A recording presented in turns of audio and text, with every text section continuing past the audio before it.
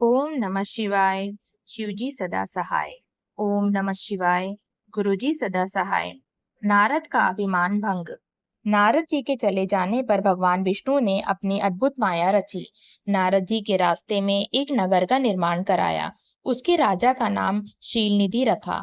उसकी एक सुंदर गुणशील पुत्री थी। उस दिन उस कन्या का स्वयंवर हो रहा था। उसमें अनेक प्रदेश के राजा व राजकुमार आए हुए थे। नारद जी नगर की शोभा को देखकर मोहित हो गए। नारद जी भी उस सभा में पहुंचे। राजा ने उठकर उनका स्वागत किया और उनकी पूजा की। राजा ने अपनी कन्या को बुलाकर उनके चरणों में उपस्थित किया। राजा ने नारद जी से पूछा, महाराज, आप तो त्रिकालज्ञ ज्योतिषी हैं, इसको कैसा वर मिलेगा? नारद जी उसके सौंदर्य को देखकर उस पर मोहित हो गए। वे बोले, राजन, तुम्हारी कन्या तो साक्षात भगवती लक्ष्मी स्वरूपा है। इसको त्रिलोकी का स्वामी शिवजी के समान वीर यशस्वी पति प्राप्त होगा। इतना कहकर नारद जी वहां से चल दिए। उनके हृदय में विकार पैदा हुआ कि यह कन्या मुझे मिलनी चाहिए, परंतु राजाओं के सामने यह मुझे स्वीकार नहीं करेगी, क्योंकि सब स्त्रियां रूपवान पति चाहती हैं। इस कारण मैं भगवान विष्णु का रूप धरकर सभा में जाऊं तो काम बन सकता है। ऐसा सोचकर नारद जी भगवान विष्णु के पास पुनः गए। उन्होंने भगवान विष्णु को नमस्कार किया, शीलनिधि की कन्या के बारे में बताया। मैं उसे पाने की इच्छा से आपके पास आया हूँ। आप मुझे अपना रूप प्रदान करने की कृपा करें। भगवान विष्णु ने कहा, हे नारद, आप वहां पहुंचे, मैं तुम्हारा हित करूंगा। वहां पहुंचने पर भगवान विष्णु ने नारद को अपना रूप न देकर उन्हें वानर का सा मुख प्रदान किया।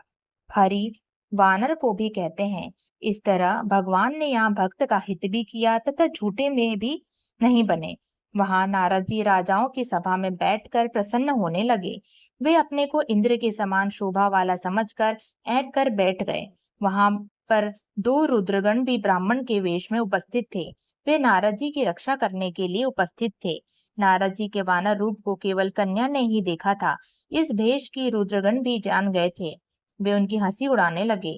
जब कन्या स्वर्ण की जयमाला लेकर स्वयंवर में उपस्थित हुई तो नारद को देखकर क्रोधित हो गई। उसने नारद जी की तरफ मुंह उठाकर भी नहीं देखा। वहां राजा के वेश में विष्णु जी भी उपस्थित थे, जो कन्या को विवाह करके ले गए। रुद्रगणों ने नारद जी से कहा, आप दर्पण में जाकर अपना चेहरा देखो, जो वानर का सा बना हुआ है। जब नारद जी ने अपना मुख दर्पण में देखा तो क्रोध से भर गए। उन्होंने रुद्रगणों को श्राप दे डाला कि तुमने मेरी हंसी उड़ाई है, अतः दोनों राक्षस बन जाओ। रुद्रगण चुपचाप श्राप को ग्रहण करके शिवलोक को चले गए। नारद जी शिव जी की माया को न समझकर क्रोध में भरकर जल में अपनी परछाई देखकर विष्णु जी के पास गए और क्रोध में भरकर बोले, तुम दुष्ट, कपटी और मलिन मन वाले हो। तुम दूसरों को सुखी होता नहीं देख सकते।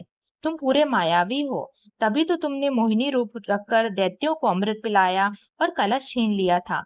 तुमने मुझे स्त्री क्लेश से दुखित किया है और स्वयं कपट पूर्वक राजा का रूप धारण कर लिया। अतः तुम मनुष्य रूप में राजा बनकर स्त्री क्लेश से दुखी होगे। तुमने मेरा वानर का मुख किया है, अतः वानर ही तुम्हारी सहायता करेंगे। विष्णु भगवान ने शिव जी की कृपा से यह श्राप स्वीकार कर लिया। जब शिव जी की माया का पर्दा हटा तो विष्णु जी के साथ जो कन्या थी वह अदृश्य हो गई। नारद एवं विष्णु जी अपने असली रूप में परिणित हो गए। अब नारद जी को ज्ञान हुआ तो वे पश्चाताप करने लगे और भगवान विष्णु के चरणों में गिरकर क्षमा मांगने लगे। भगवान विष्णु ने नारद जी को उठाकर प्रेम पूर्वक हृदय से लगा लिया और बोले, हे नारद, तुम चिंता ना करो। तुम्हें अभिमान ने घेर लिया था। तुमने शिव जी की आज्ञा का पालन नहीं किया था। यह उसी का फल है। यह सब शिव जी की इच्छा का फल है। अब तुम शिव जी के 100 नामों का प्रेम सहित जाप करो। इससे तुम्हारे सभी पाप समाप्त हो जाएंगे। ओम नमः शिवाय।